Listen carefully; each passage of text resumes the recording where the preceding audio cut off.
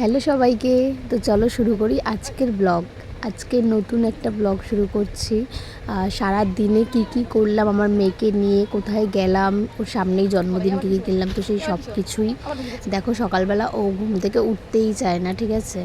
অনেক কষ্ট করে ওকে টেনে টুনে ঘুম থেকে তুলতে হয়, একবার এই বালিশ একবার ওই বালিশ।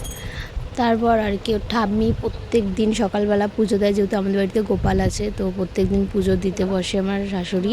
তো যখনই পুজো দেয় ও যতই ঘুমাক না কেন ঠিক উঠবেই, উঠে গিয়েই হাততালি দেবে, নমস্কার করবে।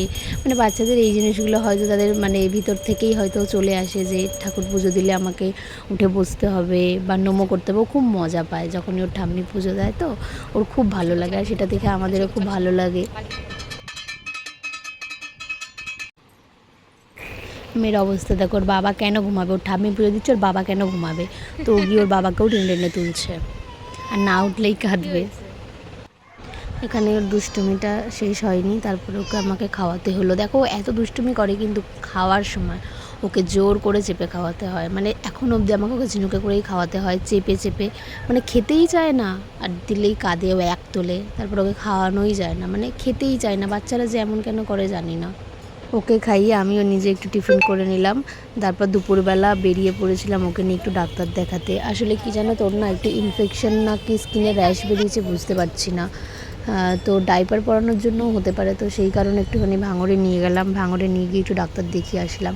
আর তারপর ওখানে আমার যে ননদের মানে বোনের মেয়ে হয়েছে, ভাঙড়ে গেছিলাম দেখতে, হসপিটালে গিয়ে দেখেছি এত সুন্দর লাগে। কিছুদিন আগেই মানে 1 বছর আগে আমি ওই সেই একই জায়গাতে ছিলাম। মানে মনেই হচ্ছে না যে দিনগুলো কিভাবে কেটে গেল। বাচ্চাটাকে আমি কোলে নিতে পারছিলাম না, এত ছোট মনে হচ্ছে। যাই হোক, আবার সেরকম একটা দিন মনে পড়ে গেল, ভালোও লাগছে।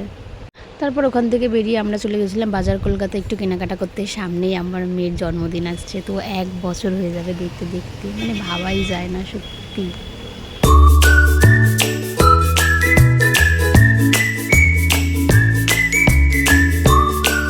এরপর দিনের শেষে চলে আসলাম আমার বরের মামার বাড়ি। তো প্রত্যেক বছর এখানে মনসা পুজো হয়, এইবারেও হচ্ছে। আজকে ছিল দলাঞ্জিয়া, তো দলাঞ্জিয়া সবাই গান টান করছিল, হওয়ার পরে লুচি আলুর দম হয়েছিল প্রসাদে খাওয়ার জন্য। তো আজকের ব্লগটা আমি এখানেই শেষ করলাম। তোমাদের যদি ভালো লাগে তাহলে লাইক, কমেন্ট, শেয়ার আর সাবস্ক্রাইব করে দিও।